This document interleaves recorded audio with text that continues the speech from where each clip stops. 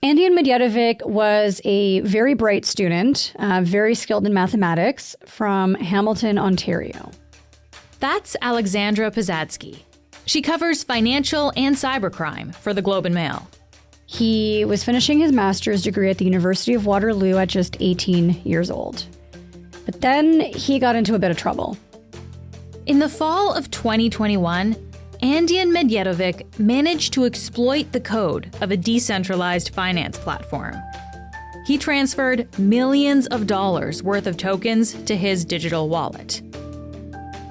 And then he went on the run. Today, Alexandra is on the show to tell us about this Canadian math prodigy, the charges that he's facing, and the questions a story like this raises about when law enforcement gets involved in the world of decentralized finance. I'm Menaka Raman-Wilms, and this is The Decibel from the Globe and Mail.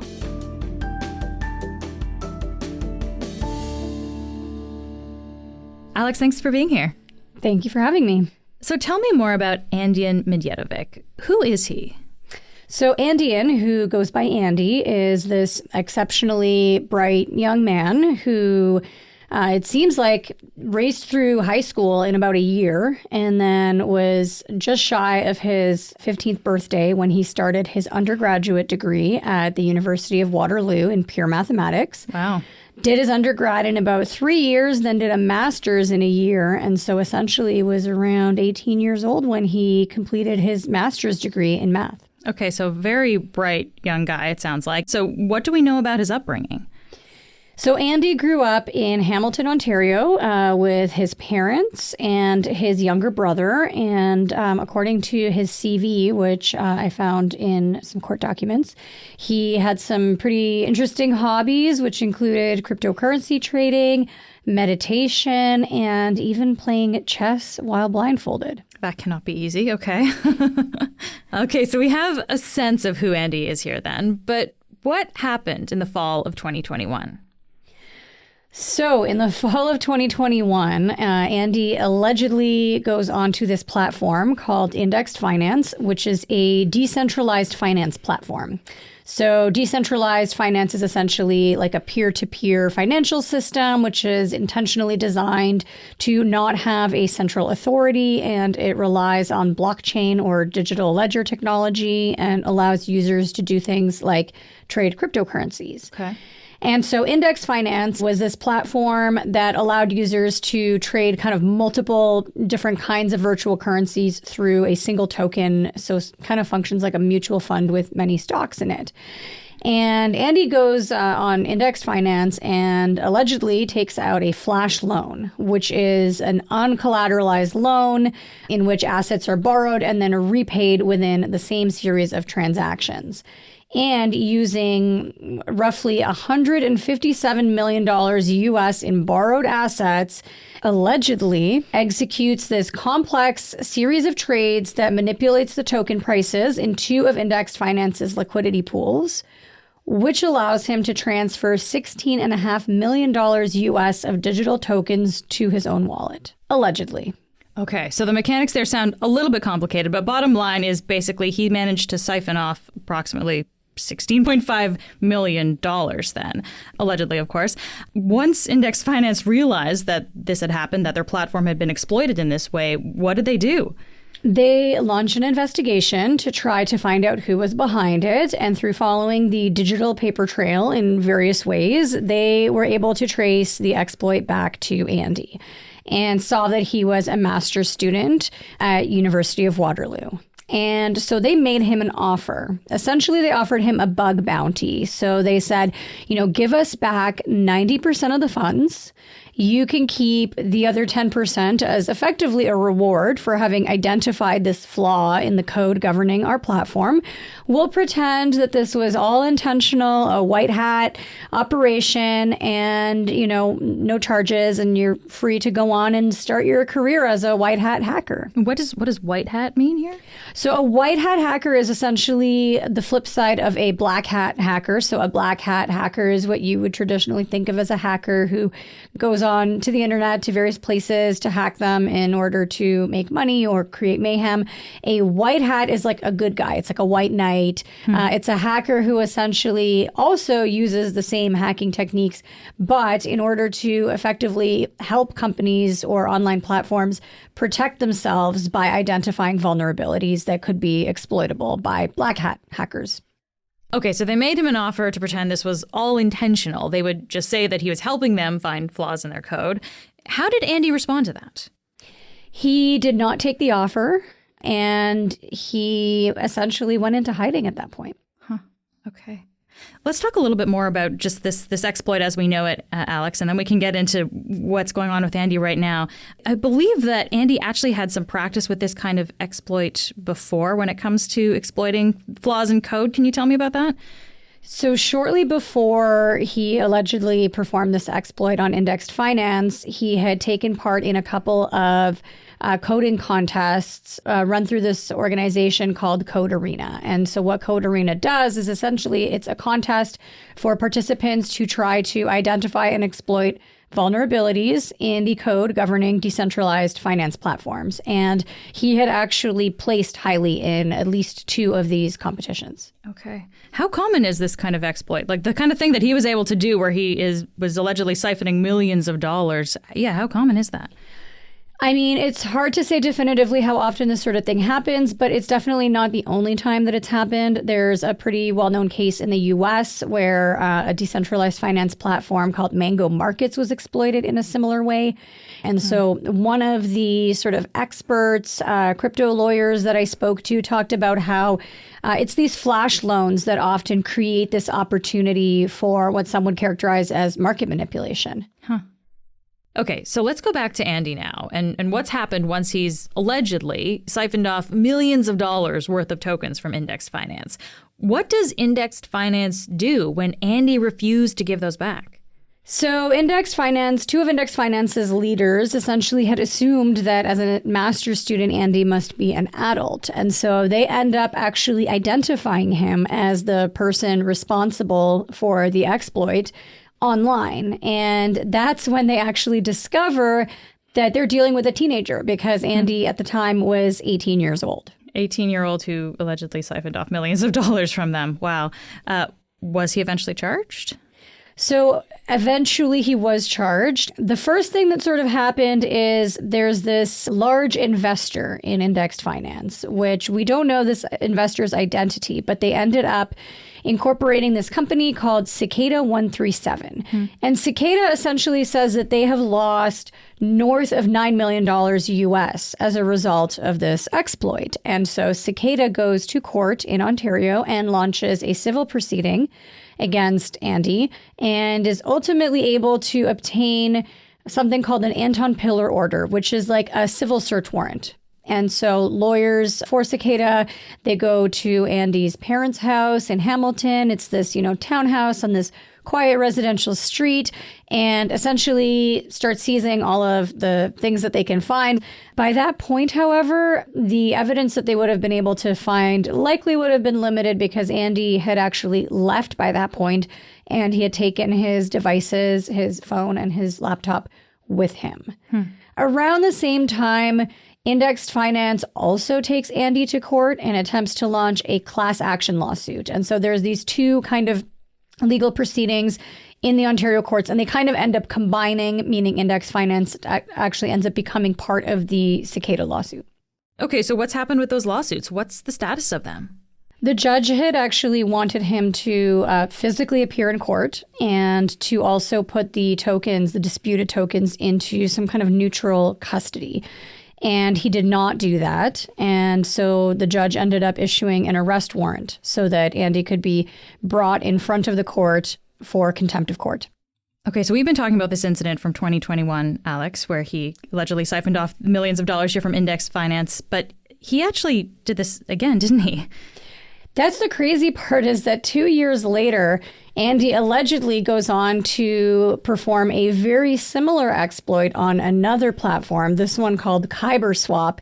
And this time, he's actually able to siphon out $48.4 million US. Wow. He ended up actually being indicted in the US, where he now faces 5 criminal charges, including wire fraud, attempted extortion, and money laundering. Okay, so there's big legal ramifications in the US now. Potentially. So now he's done something similar twice now. He has millions of dollars in digital tokens. Can he actually use this then like cash?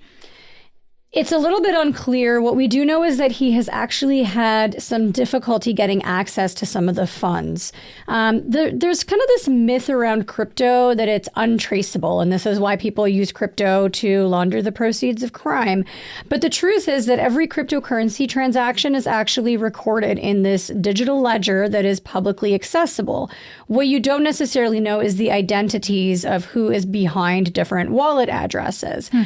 But it's not that difficult for a cryptocurrency exchange or platform to actually link back funds to a specific hack or exploit. And so in this case, what we know through some U.S. court documents is that after the Kyberswap attack, Andy actually runs into some challenges trying to get access to some of his funds. There's a number of service providers who actually block some of his transactions because they can see that the money is linked to this Kyberswap exploit. And they don't necessarily want to be complicit in what could potentially be classified as money laundering. And so at one point, he's having all this difficulty trying to get access to the funds. And at one point, according to this U.S. court file, he actually unwittingly enlists the help of an undercover law enforcement official to try to move some of the funds for him. We'll be right back.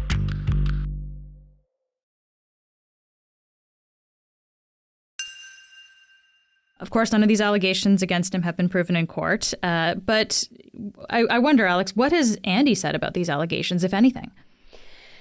So I spoke to Andy. He's spoken to journalists a couple of times in the past. And so in the immediate aftermath of the first attack, he actually went on Twitter, now known as X, and he made some posts that were actually pretty telling in terms of his sort of views on the situation. And so he says a number of things like, you know, if indexed finance wants to insinuate that I did something wrong and resort to name calling, then LOL. And so he's kind of saying like, hey, I didn't do anything wrong. And he says things like, you were out traded. There's nothing that you can do about that, such as crypto. And so while he never actually says the phrase code is law, there's this kind of philosophy out there in some parts of the decentralized finance world called code is law, which is essentially a belief that the code is the law. And so if the code governing one of these decentralized finance platforms allows for a certain transaction or series of transactions, in this case,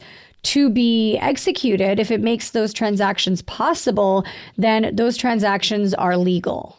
You know, one of the analogies that's often made is actually to something like high frequency trading. So if you have one hedge fund and they happen to spot some kind of a pattern in the trades of another hedge fund, and they're able to exploit that pattern and make a bunch of money, and the other hedge fund loses a bunch of money, it's sort of like, oh, well, that's like the cost of playing the game. That's the cost of, you know, being a high frequency trader or a hedge fund.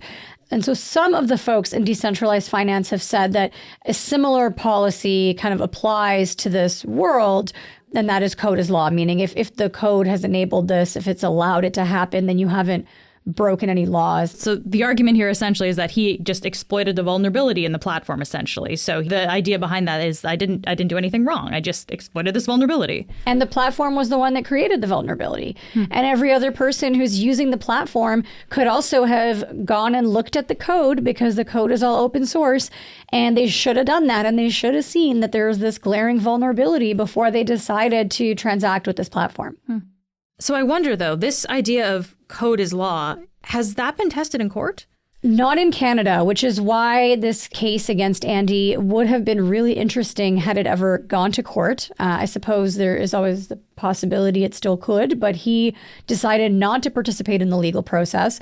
In the States, however, there is a very interesting case that did go to court, and that is the Mango Markets case. It's a very similar case in which there was a trader who essentially exploited a vulnerability, and that was part of his defense, was that he was able to do this. He didn't gain unauthorized access to anything that he wasn't authorized to access. And the court actually did not agree with CODA's law. It struck that down and it said, well, no, like what you've done here is market manipulation. And he was sentenced. Okay. There's an interesting tension here. Like, it seems like in this world of crypto, like the idea is, this whole thing is decentralized, right? There's no governing body. That's kind of the appeal of it.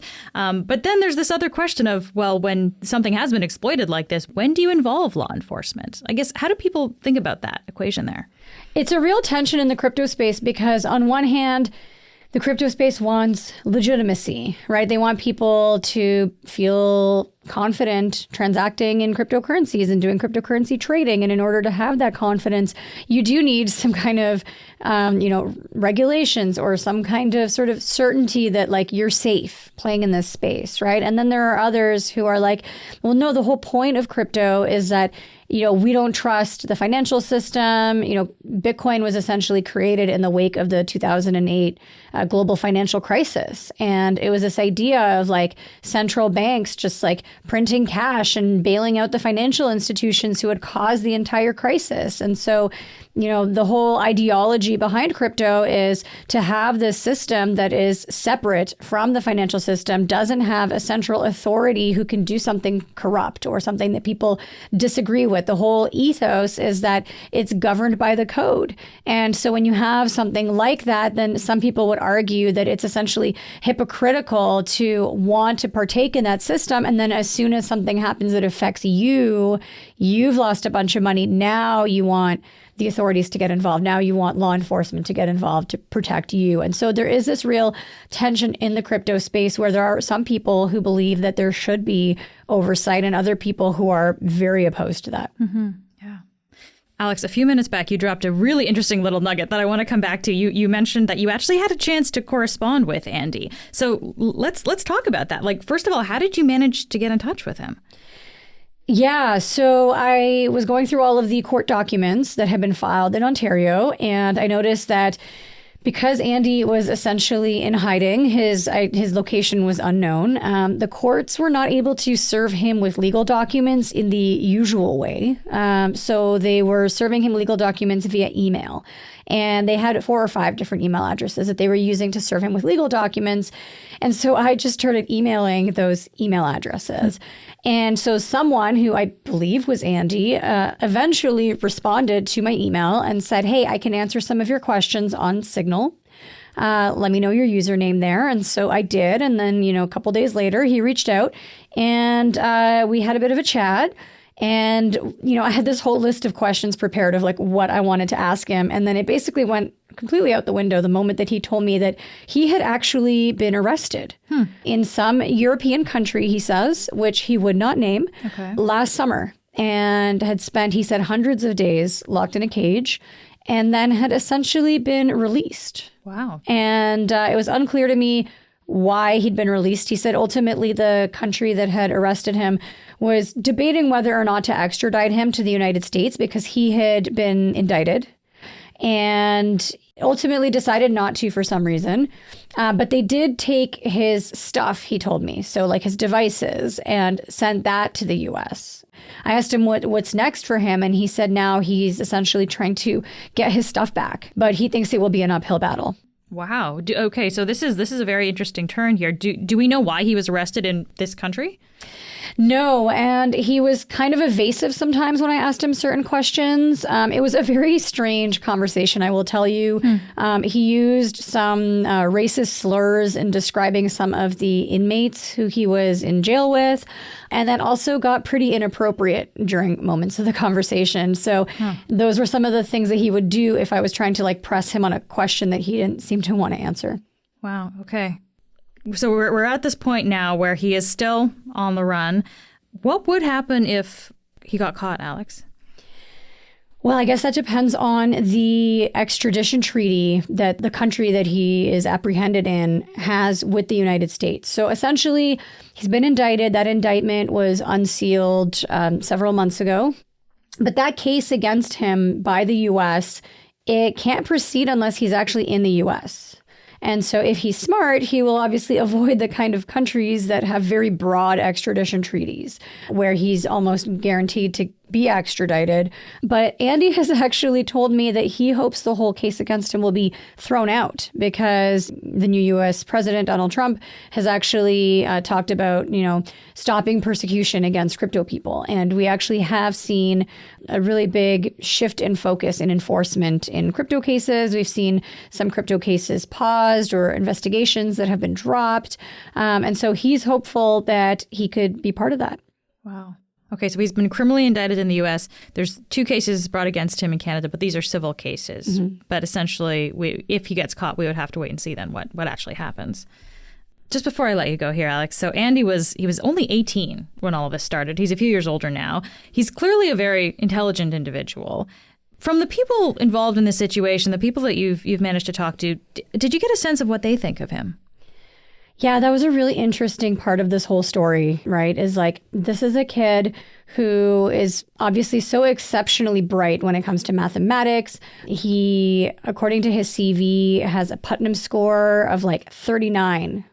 Which is... What is that? So the Putnam is like this mathematics competition for undergraduates, and it's renowned for how difficult it is. And so while the maximum score that you can get is, I believe, like 120, most years the median score will be like in the low single digits. And he got 39. He got 39. And so this was this kind of like recurring theme. Like even one of Indexed Finance's own lawyers wrote on Twitter that, essentially, if your Putnam score, if what you say is your Putnam score is true, like you're a math genius, like don't ruin your incredibly bright future for some crypto that you might not even be able to access anyway. The judge that was overseeing the case in Ontario gave Andy every single opportunity to participate in the legal process. He kept urging him to just participate, saying our justice system is fair, our legal system is fair. If you want to make an argument, like it will be heard. And so there was this real push by a lot of folks involved. Even one of the co-founders of this Code Arena contest was kind of chatting with him online, according to an affidavit he filed in court, and like trying to convince him to just take the white hat bounty, take the bug bounty, give the money back, and don't start your career this way.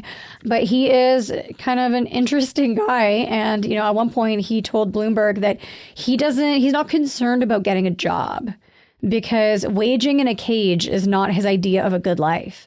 And, I find that really telling and interesting because he, later actually ended up spending hundreds of days, he says, in an actual cage. Yeah, and there's some irony there. There is a little bit of irony there.